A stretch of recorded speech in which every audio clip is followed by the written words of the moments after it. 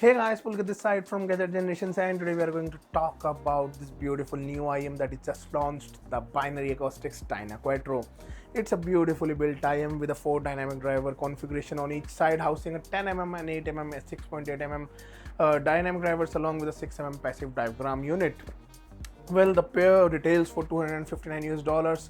It just got released, and I'm super happy seeing the price at 260 USD because I have been using this unit for about 15 days now, and I expected it to be around 300 to 350 dollar price bracket. Well, that in that case the pair is priced quite nicely. So let's begin with today's video. First of all, I would like to thank Hi-Fi for providing this review tour unit. The unit is going to the next reviewer after my review is done, and after the tour is done it will return back to me. There is no other monetary benefit involved in the arrangement basically. Well, to start with, I will start with the design and build quality part. First of all, the pair reminds me highly of the Moondrop variations with its looks, like this inner shell which is quite semi-transparent and has this rich matte black finish.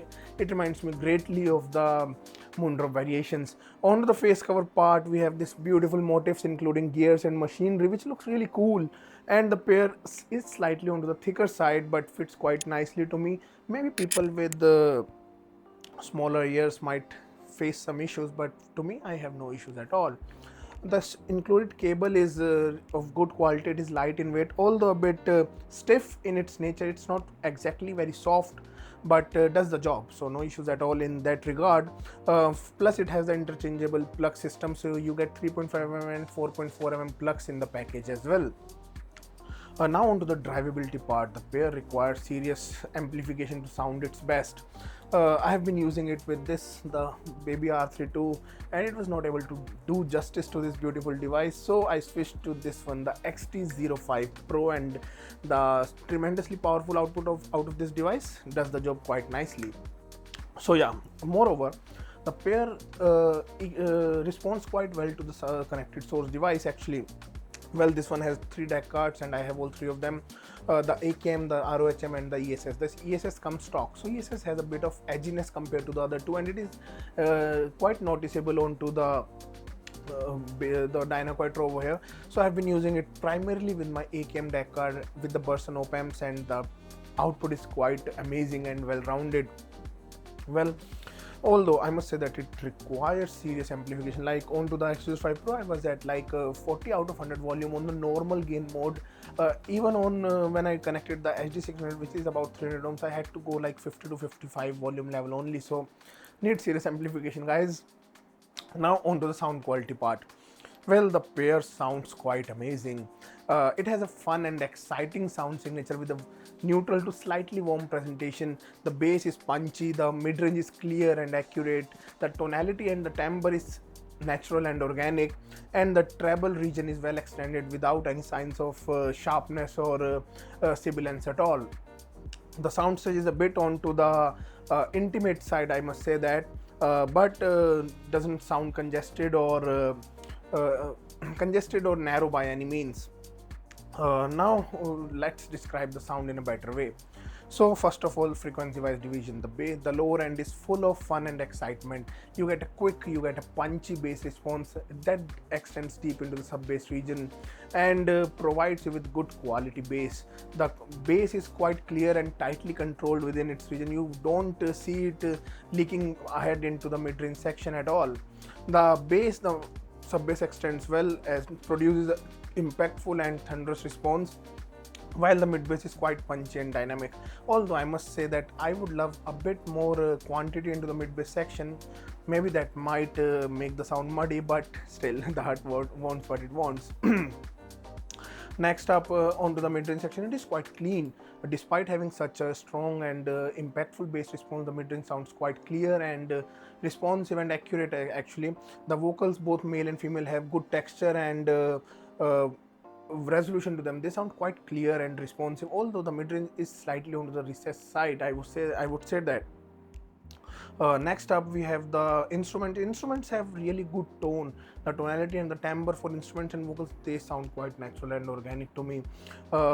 Next up, the treble region is nicely extended. It is quite clean and well defined for each and every single instrument into that region.